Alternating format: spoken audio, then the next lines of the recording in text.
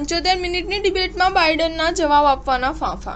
રાષ્ટ્રપતિ કરતાં Trump 5 minute વધુ બોલ્યા। બાઇડનને મંચુરિયન ઉમેદવાર કહ્યા અને પોર્ન સ્ટાર મુદ્દે પોતે ઘેરાયા।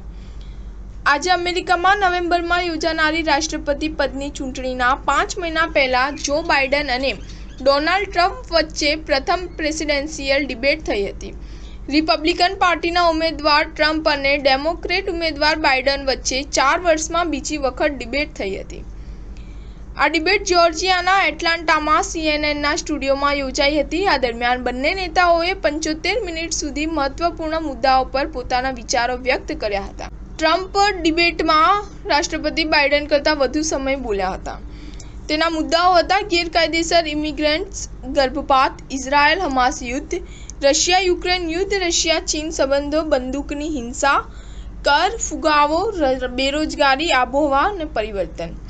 આ debate CNN anchor Jack taper અને ડાના બેશ દ્વારા હોસ્ટ કરવામાં આવી હતી। તેઓ મોડરેટર હતા।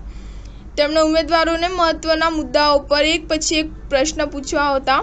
ટ્રમ્પ બાઇડન પાસે જવાબ આપવા માટે 2 મિનિટનો સમય પણ હતો। તેમનું વલણ રજૂ કર્યા પછી ટ્રમ્પ અને બાઇડનને કાઉન્ટર કરવા અને તેનો જવાબ આપવા માટે 1 મિનિટનો સમય મળ્યો હતો। ઉમેદવારોને એક પેન, એક નોટપેડ અને એક પાણીની બોટલ આપવામાં આવી હતી।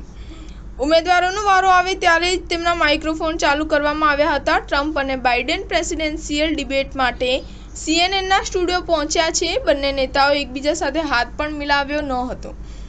બાઇડને ટ્રમ્પ સામે જોયું તો હાથ લહેરાવી અભિવાદન કર્યું અને પૂછ્યું કે તેઓ કેમ છે। ટ્રમ્પ ચૂપચાપ પોતાની જગ્યાએ જઈને ઊભા રહી ગયા હતા। સ્ટાર ન્યૂઝ 7 હંમેશા સચ્ચાઈની સાથે।